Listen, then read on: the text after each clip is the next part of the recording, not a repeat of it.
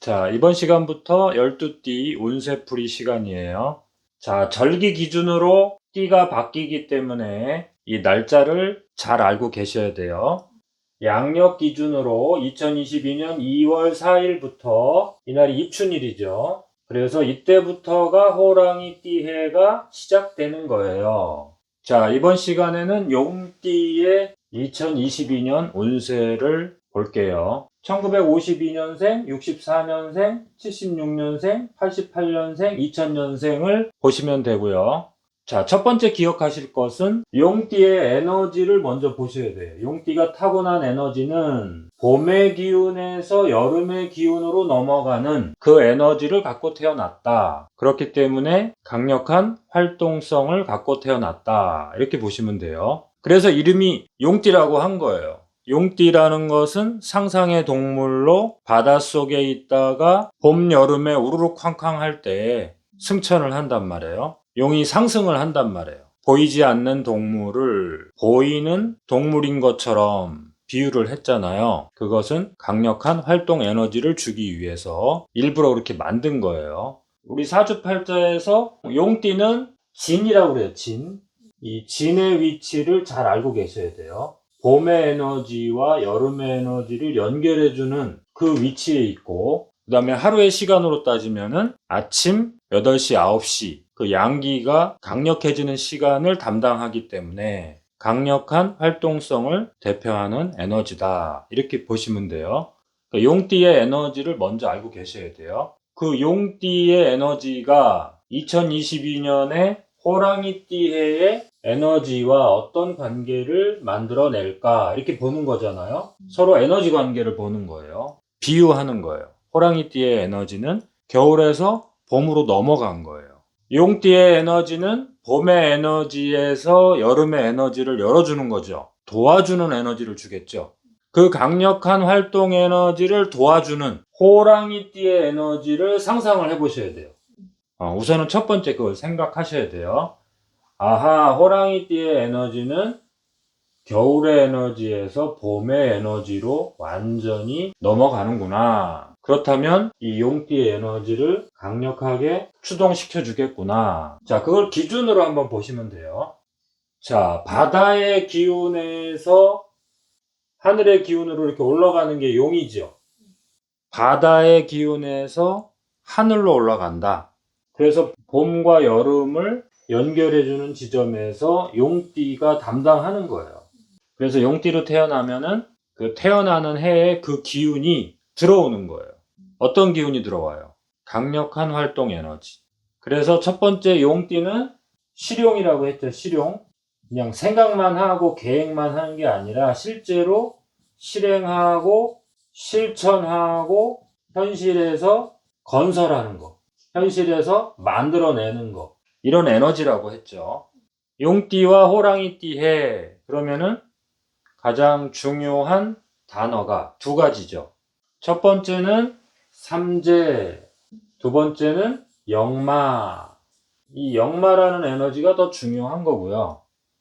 이제 명리학에서 삼재라는 용어를 자꾸 만나게 되니까 이것도 이제 무시할 수는 없어요.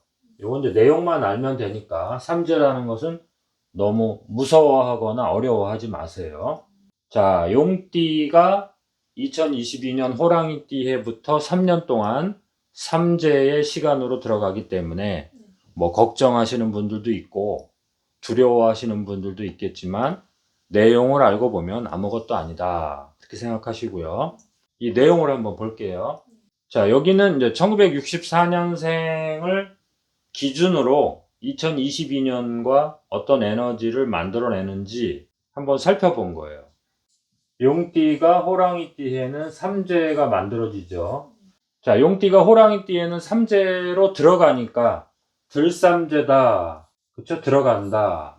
들립자를 쓰고 3년 동안 삼재가 형성이 되는데 삼재 때 뭐 조심해라, 뭐 조심해라 이런 말을 많이 듣게 될 거예요.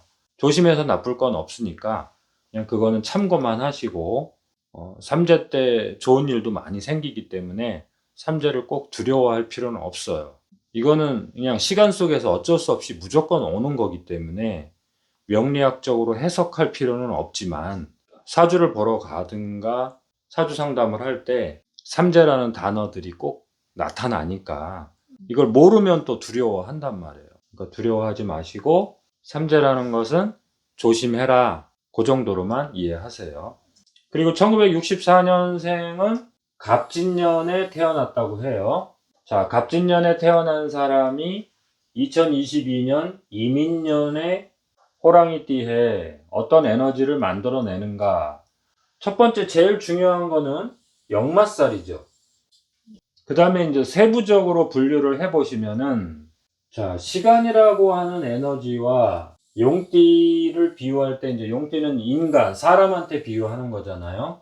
시간이 가지고 있는 에너지는 호랑이띠 해고, 우리 사람이 가지고 태어난 그 용띠의 에너지와 비유를 해보는 거예요. 명리학에서는 시간, 공간, 인간을 자연의 상태로 비유해서 그 에너지 간의 관계를 설명할 수 있어요. 그러니까 시간도 에너지를 갖고 있고 사람도 에너지를 갖고 있기 때문에 서로의 대응 관계를 살필 수 있어요. 호랑이띠 해가 가지고 있는 에너지는 인이라는 에너지. 그 다음에 용띠가 가지고 있는 에너지는 진이라는 에너지. 그래서 인과 진이 만나면 역마라는 것을 항상 기억하셔야 돼요. 그 다음에 방합이라는 것을 기억하셔야 돼요. 이 두 가지는 놓치시면 안 돼요. 첫 번째는 역마, 두 번째는 방합. 자, 역마라는 것은 역할을 부여받고 동분서주, 바쁘게 일을 한다. 그런 뜻이에요. 그런데 그 역할이 내가 결정하는 게 아니라 타인에 의해서 결정되는 거예요. 내가 직장에 들어가면은 그 직장의 부서에 따라서 높은 사람이 명령을 할 수도 있고 역할을 주어서 내가 일을 할 수도 있고 이런 것들을 역마라고 보시면 돼요. 그냥 무작정 돌아다니는 걸 역마라고 생각하시면 안 돼요. 그 다음에 정치인이라면은 어떠한 역할을 맡게 해줘서 그 역할을 수행한다. 이렇게 보시면 돼요. 그 다음에 연예인이라면은 그동안 자신의 캐릭터에 가장 알맞는 역할을 맡게 된다. 그런 뜻이에요. 어떻게 보면은 상당히 좋은 뜻도 들어가 있는 거예요. 이 역할을 잘 할 경우에는 더 큰 역할이 주어질 수 있겠죠. 그러나 이제 욕심이 들어가서 자기가 할 수 없는 건데 과욕을 부린다면 이제 과로가 되고 몸이 고장나고 마음이 고장나고 관계가 고장나고 그럴 수 있겠죠. 이 역마라는 것 자체가 좋다 나쁘다가 결정이 되는 게 아니에요. 자, 그 다음에 방합이라는 것은 나와 뜻을 같이 하는 사람들이 세력이 형성이 돼서 나를 도와준다. 이 방합이 나를 도와주기 때문에 협회가 되고 조합이 되고 회원이 되고 팀이 되고 나와 같은 세력을 만들으니까 내가 그만큼 힘을 갖고 활동한다. 그런 뜻도 되는 거예요. 방합도 잘못 만들어질 경우에는 이제 나중에 이거를 끊어내기가 참 힘들겠죠. 방합이라는 것도 나를 도와주는 세력이지만 그것이 또 부담이 되고 짐이 될 수도 있다는 뜻이에요. 이 면은 생각할 줄 아셔야 돼요. 용띠라는 사람이 호랑이띠해의 시간 에너지와 대응 관계를 볼 때 첫 번째 역마와 두 번째 방합 정리가 되시죠? 자, 사람과 시간을 이렇게 대응시킬 수 있다는 것이 명리학의 매력이에요. 자, 용띠 입장에서 호랑이띠해의 영향권을 보자면 호랑이의 위치는 여기에 있어요. 용띠생들의 위치는 여기에 있어요. 에너지 간의 관계가. 그럼 서로 뭐예요? 봄을 만들어내죠. 이걸 방합이라고 그래요. 방합. 같은 세력을 만들어서 하나의 큰 에너지를 형성하는 거예요. 그리고 호랑이띠의 에너지는 용띠한테는 역마로 작동하는 거예요. 역마. 역마를 무작정 돌아다닌다 이렇게 하지 마시고 이 역자를 뭐라고 기억하세요? 역할을 맡아서 위임받는 거예요. 위임받아서 이런 뜻이에요. 물론 내가 할 수 있으니까 역할이 맡아졌겠지만 그렇게 인정을 받았다는 뜻이에요. 주변에 인정을 받아서 직장에 인정을 받아서 그 다음에 어떠한 연예인이라면 그 배역, 캐릭터에 인정을 받아서 그 역할을 맡게 된다. 정치인이라면은 국민의 지지와 후원을 받아서 그 역할을 하게 된다. 이렇게 보시면 돼요. 자, 이제 정리가 되시죠? 용띠가 2021년에는 반한살의 에너지로 살아왔죠. 그런데 뭐가 있었어요?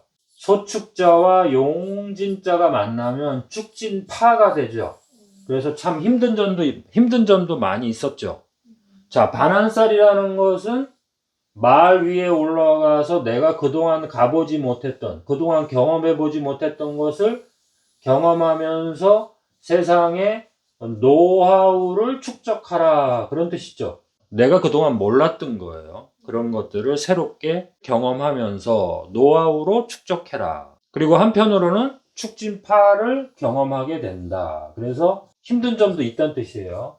힘든 일. 그 다음에 파니까 뭐예요? 좋았다가 힘들었다가 좋았다가 힘들었다가 이걸 겪는다는 뜻이죠. 그런 걸 겪어내면서 2021년을 보냈다. 그렇게 보시면은 2022년은 뭐예요? 역할을 부여받게 된다. 방합, 나와 뜻을 같이 하는 사람과 강한 합이 돼서 세력을 형성한다. 이렇게 보시면 되죠. 이 두 가지가 제일 중요하겠네요. 용띠한테는. 한마디로 뭐예요?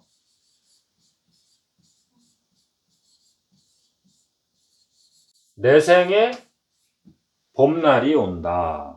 그런데 역마니까 뭐예요? 역할을 잘 해야 된다. 그런 뜻이네요. 자, 1976년생을 보시면 병진년 용띠예요. 역시 뭐가 와요? 역마와 방합이 오네요. 그쵸? 64년생도 역마와 방합의 운이 오네요. 그리고 삼재는 당연하죠. 삼재에 당연히 들어가는 거예요. 1952년생 임진년의 용띠도 역마와 방합에 들어가는 거예요. 1988년생, 2000년생 모두 역마와 방합에 들어가는 거예요. 자, 용띠생이 2022년 호랑이띠해에 역마와 방합의 운으로 들어가는 거예요. 세 가지의 중요한 일을 해야 되겠죠.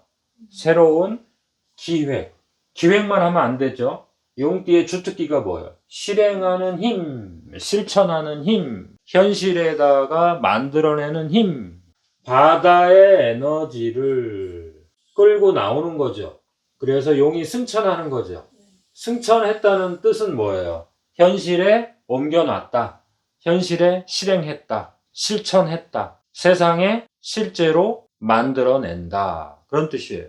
거기에 대표 인물들이 용띠예요. 그러니까 2022년 이민년에 호랑이띠해의 용띠는 새로운 기획과 실행을 해내는 해다. 그런데 그 힘이 어디서 나와요? 방합의 힘으로 나온다. 세력을 만들어라 이거죠. 주변에서 이제 세력을 만들어주고 그만큼 힘을 얻게 된다.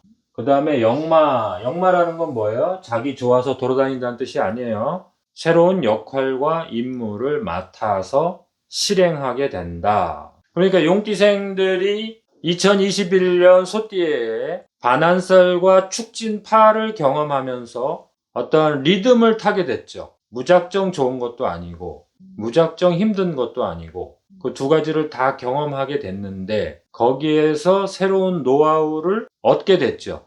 호랑이띠해는 역마와 방합의 힘을 얻어서 자신의 새로운 역할과 임무를 실행하라. 그런 뜻이네요. 자, 용띠생들의 힘찬 출발을 한번 우리가 기대해 봐야 되겠죠.